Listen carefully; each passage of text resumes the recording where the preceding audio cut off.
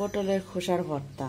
পটলের ছালের খোসা ছাড়িয়ে নিয়েছি, কাঁচামরিচ নিয়েছি, পেঁয়াজ কুচি নিয়েছি আর নিয়েছি রসুন। পটলের খোসা সিদ্ধ করব। একটা কড়াই বসিয়ে দিব, 1 কাপ পরিমাণ পানি দিব, এরপর দিয়ে দিব পটলের খোসাগুলো। দিয়ে দিলাম অল্প পরিমাণ লবণ, এরপর দিয়ে দিব অল্প পরিমাণ হলুদের গুঁড়ো। 5 মিনিটের জন্য অল্প আছে ঢেকে দিব। এখন আমি ঢাকাটা খুলে নাড়াচাড়া করে দিলাম। খোসাগুলো সিদ্ধ হয়েছে, নামিয়ে রাখবো। এরপর এগুলো আমি তেলে ভেজে নিব। চুলায় ফ্রাই প্যান বসিয়ে দিলাম তেলগুলো গরম হয়েছে। এখন দিয়ে দেব মরিচ। পেঁয়াজ রসুন ভাজা শেষ, এখন দিয়ে দিব পটলের খোসা।